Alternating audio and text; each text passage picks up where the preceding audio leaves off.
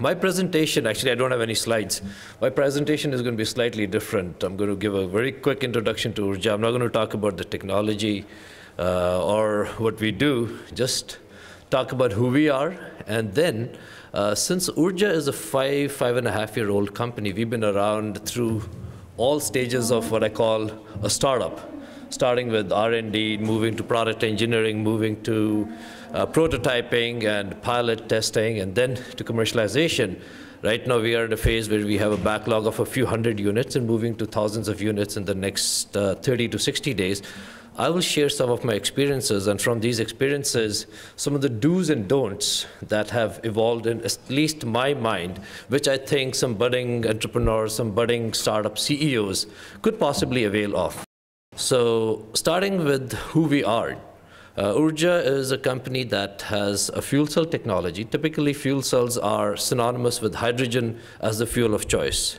But there are several challenges as far as hydrogen is concerned. Hydrogen is a very light gas, so if you were to store it in this, or try to store it, let's say in this room, without compression, hydrogen would rise up, and so it has to be stored under very high pressure. What that means is a lot of investment goes into hydrogen storage, hydrogen distribution, and transportation. So Oorja has developed a technology that enables a liquid fuel, a form of alcohol called methanol, to be converted in a fuel cell into usable energy. And our current market is use of the fuel cell as an onboard range extender in industrial vehicles like forklifts, for example. And today our customers include names like McDonald's. We have converted 5 distribution centers in the McDonald's family. Nissan North America, where we have converted 2 of their plants, one in Smyrna, Tennessee, and starting off with Canton, Mississippi. US Food Service is another customer. So there's a huge list of customers that we have gathered over the years. And we are funded, we've gone through 4 rounds of financing. We have Sequoia as one of our investors, DAG Ventures, Spring Ventures.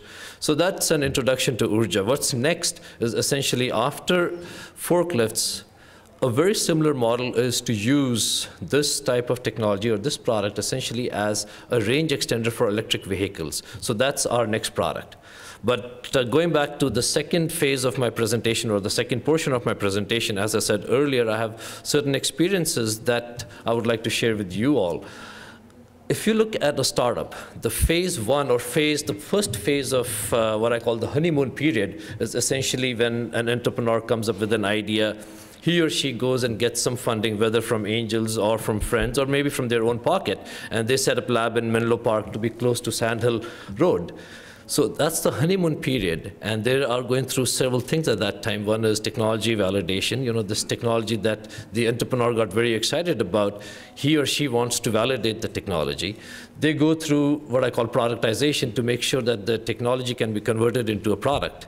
And the next thing is to make sure that there is a market for this product, that there is a customer that has a need for this.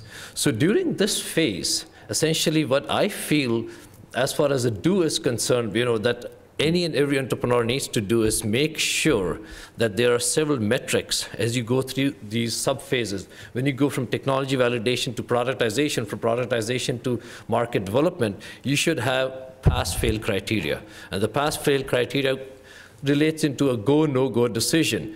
If, for example, your technology is not validated at an early step. I think almost about 60 to 70% of the companies crash and fail in that first crash test in the life of a startup. The technology that you were very excited about, it does not have the legs to stand on. The next phase is the productization phase.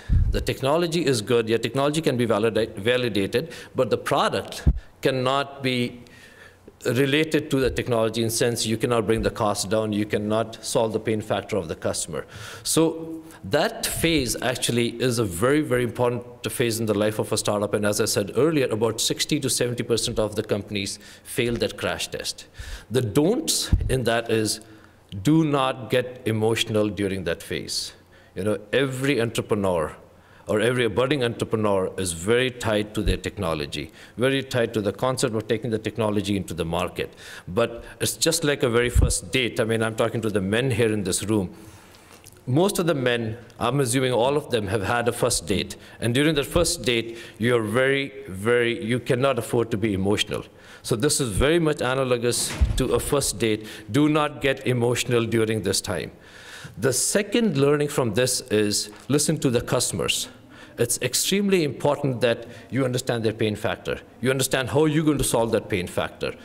Again, just because you have a technology that works does not mean that you have a market. The third learning has been essentially create a team that has the right experience, create a team that you need at that time. Do not create a team just because a lot of the entrepreneurs do it, and I probably did that when we were starting off in Menlo Park too. Just because you want certain resumes, because you want some names on the list that you present to the VCs. That's definitely a no-no. So these are the three key learnings that I hope some of the budding entrepreneurs can learn from the Oorja experience. Thank you.